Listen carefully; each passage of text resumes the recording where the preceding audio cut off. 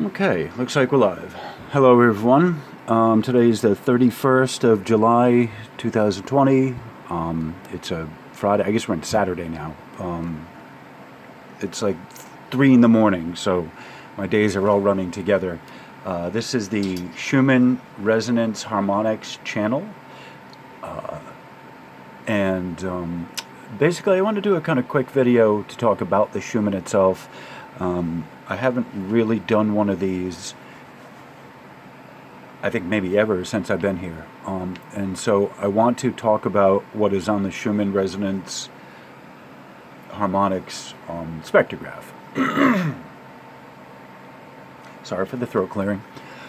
Okay, so basically there was something that had come up in the course of doing the videos, doing my other instructional stuff that I had wanted to bring up as an issue. Okay, and so that is the issue of the blackout of the data. All right, so what I'm talking about is this right here. This is the data blackout that I'm talking about. All right. You'll notice before this data stripe,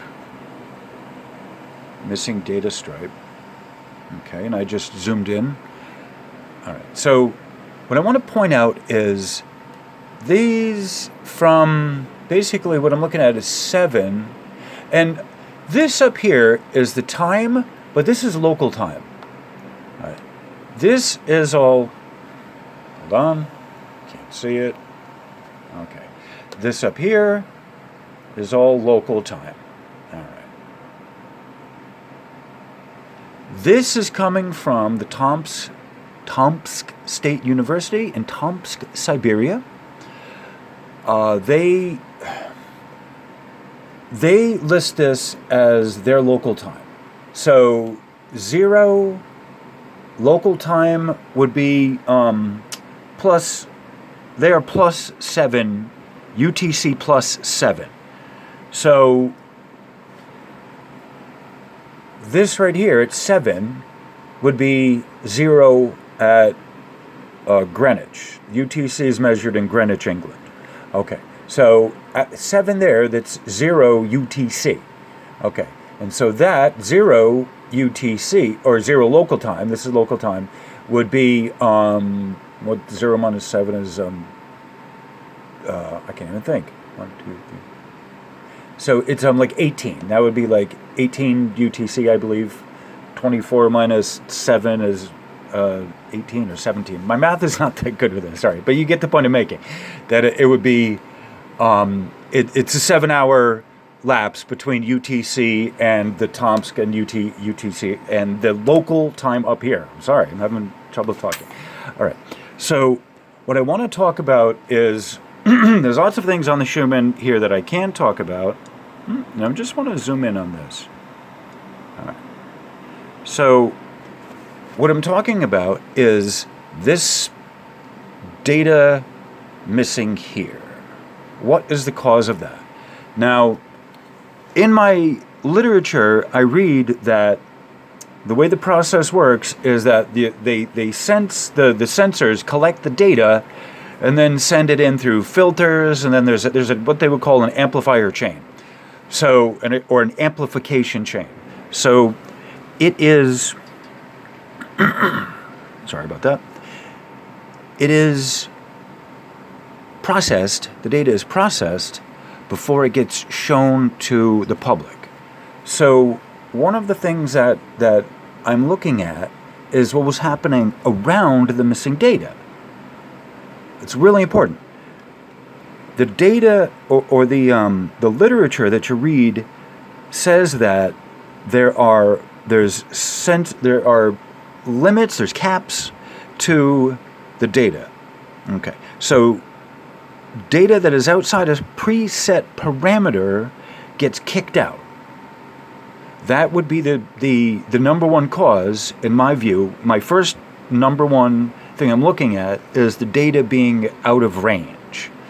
So essentially, out of range could be a few different things. the data being too high, it being too intense, that is one of the ways it's out of range, or if the data is too low. If it's outside of the preset parameters for what it should be, then it'll be too low and it won't record onto the spectrograph. Keep in mind, this spectrograph, what we're looking at here, all of this that we're looking at here, this is not how the data is captured. This is plotted. This is schemed onto this spectrograph based on what's coming to it from the reporting sensors. The Schumann antennas have one upright, it's a vertical, and there's two horizontals that are measuring the magnetic content. That's it.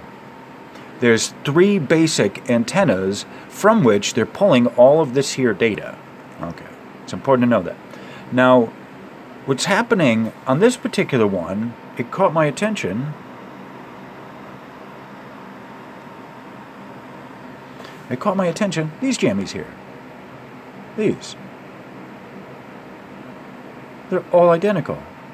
Up to a point. Now, I can't say they're all identical, but there are stripes that are identical.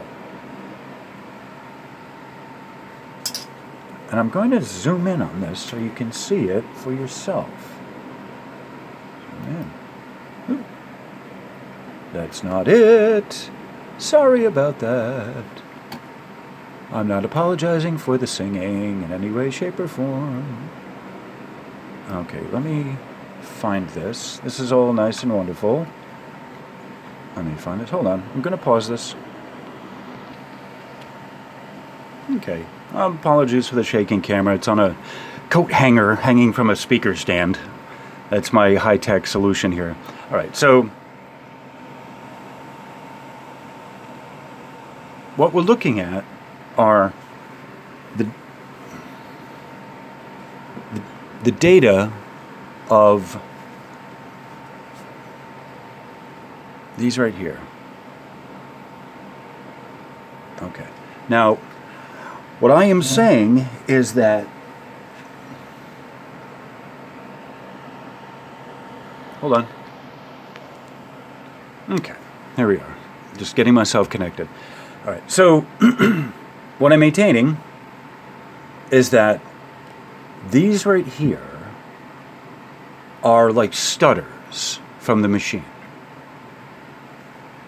I don't know how you would get an exactly repeating pattern all of those times. There's, let's see, 1, 2, 3, 4, 5, 6, 7. Looks like 7 there.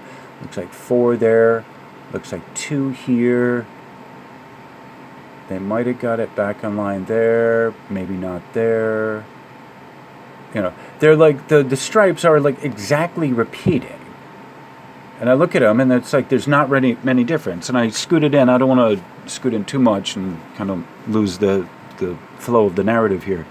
But you can see what's happening is that they had a technical problem, basically. And so as a result of that, I am saying in this case, this is why they took it offline, is because of technical data, and it's offline for maybe half an hour. Who knows what was wrong? Who knows what the problem with the sensor is? All right, now I want to bring up something else here. Okay. Now, this particular video here, in order to do this video, the picture here, I had to, and I'm going to scoot out a little more. Okay. So over here, you see there's also a black line there. All right. Now, this was not missing data from the data center. This is me putting together a composite from 2 different days that were given on the Tomsk site. So I captured one day, came back, captured the next. Believe me when I tell you, they don't run for 48 hours like this. So this right here, you can tell it's me because I have there's a little line there at 4, there's another line at 8, there's another one there at 16, 12 rather, and then 16, 20, 20, 8, I guess, whatever. So anyway, so you see that's not them. This is all clear in the middle there, or it's all black stripe in the middle there. All black stripe in the middle there.